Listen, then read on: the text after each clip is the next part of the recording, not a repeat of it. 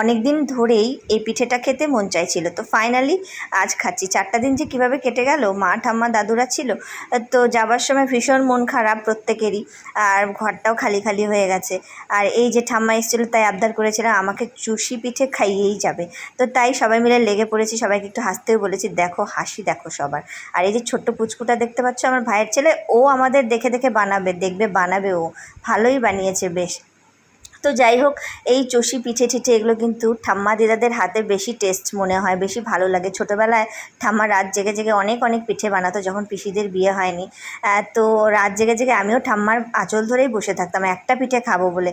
আর এখন দেখো, এখন কেউ এত বেশি খায়ও না, আর মিষ্টি খুব একটা সবাই ভালোবাসে না। ওই অল্প স্বল্পই বানিয়ে অল্প স্বল্পই সবাই শর্টকাটে আর কি খাওয়াও হয়ে যায়। তো যাই হোক, দেখতে পাচ্ছ গল্প করতে করতে আমাদের চুষি কাটাও কমপ্লিট। সবাই মিলে এগুলো কাটতে হয়, কারণ এগুলো ধৈর্যের দরকার, একটু সময় লাগে বন্ধুরা। তো এখন ঠাকুমা এই যে এটা রেডি করবে, আর এই ফাঁকে আমরা আবার একটু মার্কেটেও গিয়েছিলাম শপিং করতে, আমি আর ভাইয়ের বউ। তো যাই হোক, ওই জন্য ক্লিপগুলো মানে খুব একটা ভালোভাবে নেওয়া হয়নি। তো ফাইনাল লুকটা তোমাদের দেখালাম। তো এরকম এসছে ফাইনাল লুকটা, দারুণ টেস্টি হয়েছে। তোমরা কে কে চুষি পিঠে খেতে ভালোবাসো কমেন্টে জানিও, আমার তো ভীষণ ভালো লাগে।